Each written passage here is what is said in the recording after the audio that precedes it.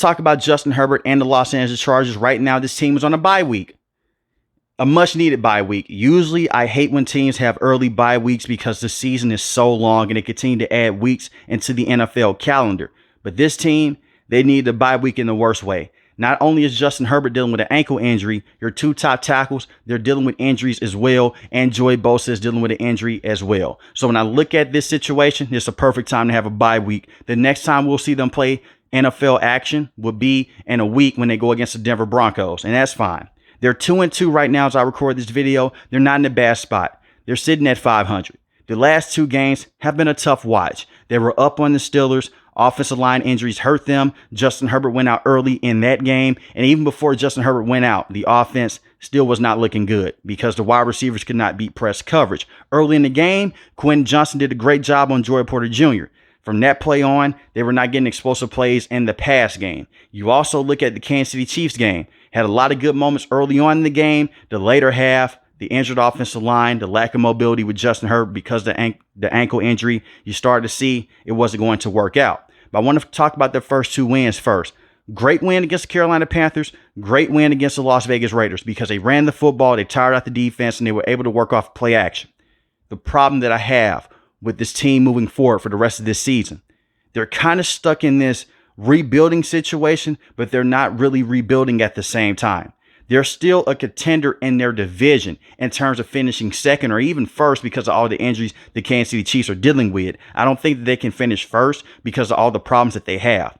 One problem that they have, and is glaring, the lack of weapons on the outside with Justin Herbert. This was a problem coming in when they traded Keenan Allen to the Chicago Bears. I was more so in favor of them trading Mike Williams, getting off of that contract because he could not stay healthy. That's a kid that dealt with so many injuries over the last couple of years. Keenan Allen obviously was the better wide receiver in terms of separation, route running, everything you want him to do.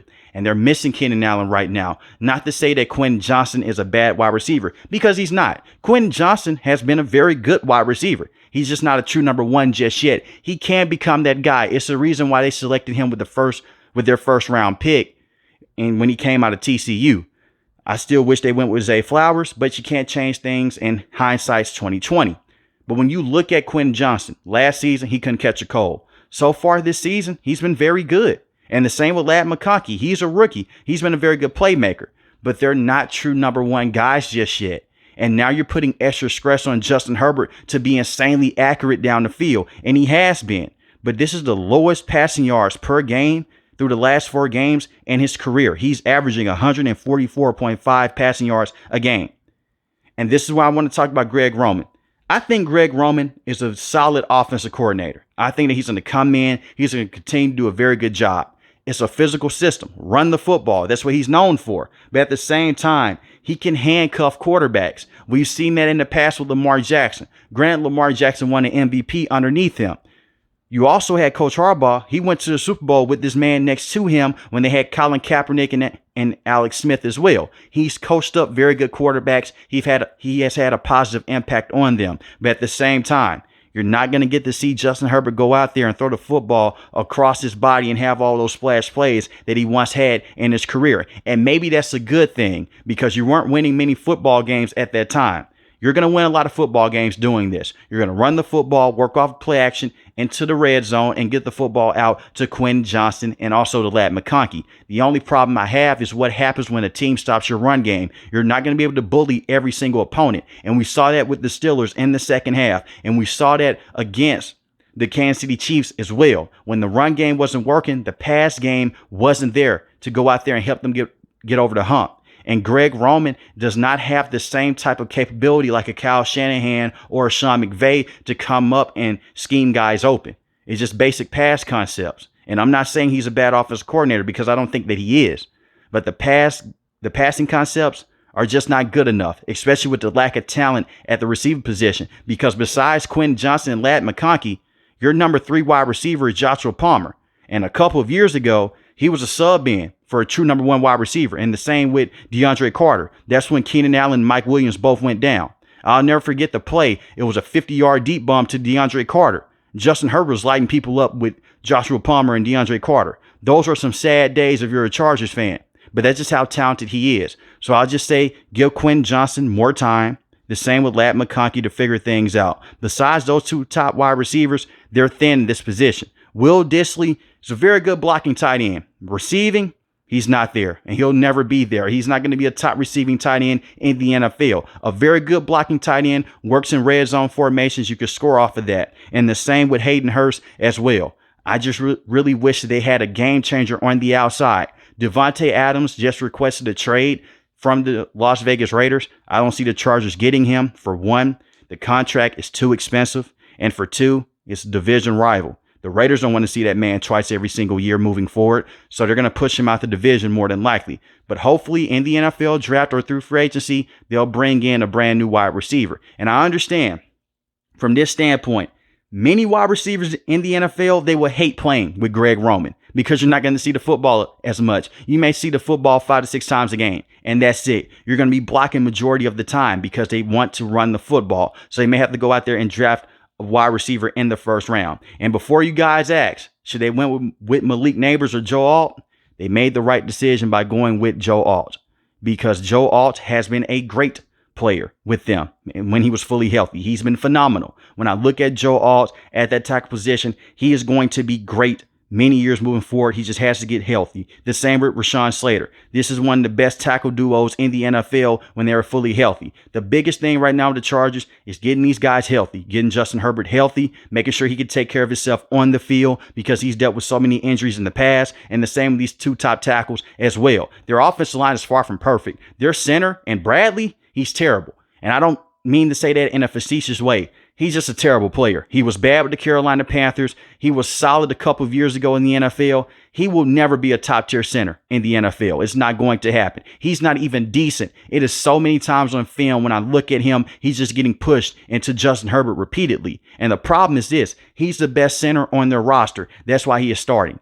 After this season, he will not be a starter with the Los Angeles Chargers moving forward. And that really sucks because in the past, like I mentioned before, he was very good. But the last couple of years, he has been one of the worst centers in the NFL as a starter. The running backs, like I mentioned before, J.K. Dobbins, I can't say enough good things about that kid. Gus Edwards is only averaging 3 yards a carry.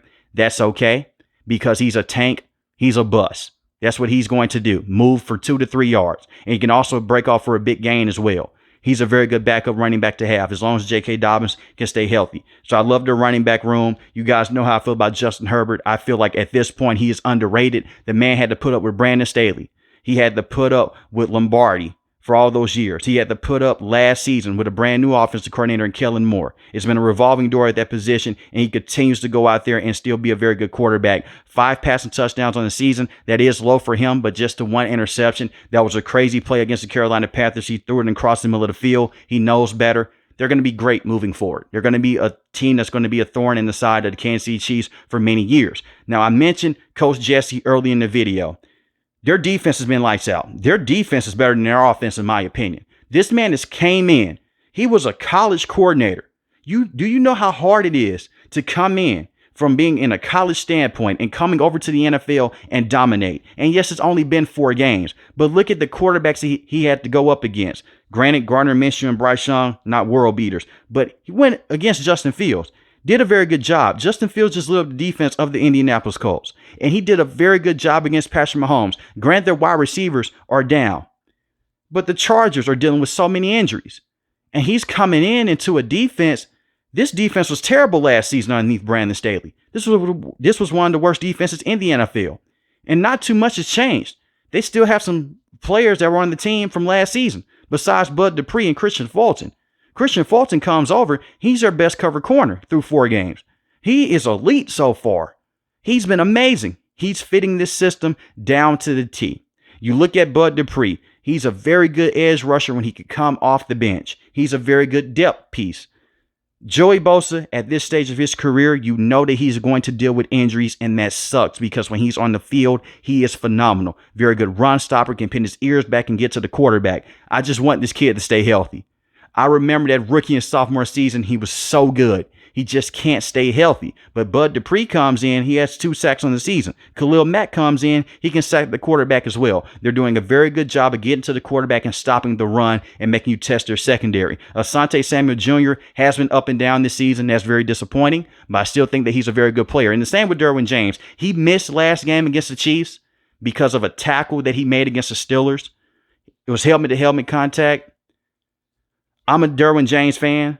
My bias may show here. I don't think he should have been suspended. He appealed the rule.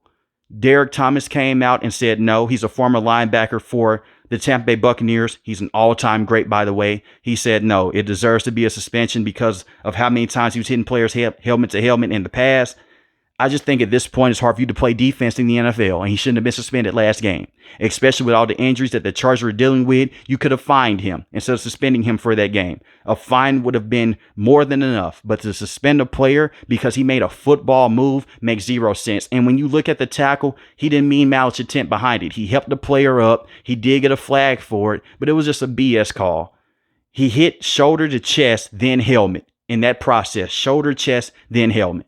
I understand in the past was a lot of helmet-to-helmet hits. Just find the players. I know that they want to go against the CTE thing, and I'm fully fine with that. Take care of the players first. At the end of the day, they're human beings. But when they're making a football move, helmet-to-helmet contact is going to happen. I just think that he shouldn't have been suspended last week, and I still think that he's a very good chess piece to have in that secondary. Coach Harbaugh is going to figure this thing out. They really need to go out there and get some receiving help to help them get over the top. I don't see that happening. I don't see them making a major trade because of all the contract issues they're dealing with. They made Joey Bosa take a pay cut. The same with Khalil Mack. They wanted Keenan Allen to take a pay cut. He was not willing to do it. Rightfully so. Get your money. I'm not mad at you.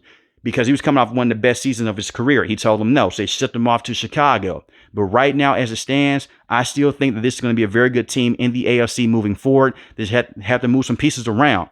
If Bradley continues to be a terrible center, you may have to put a guard at that center position. Because when I tell you that man is terrible, he is horrible. If he was left in one-on-one situations, he would get pushed back over and over again. And yes, they're running the football up the middle of the field a lot, but they're running behind their tackles.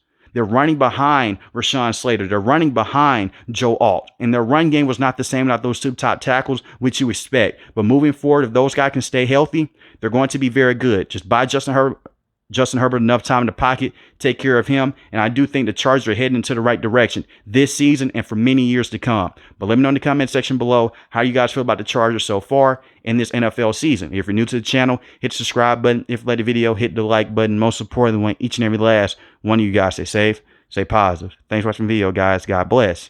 Peace.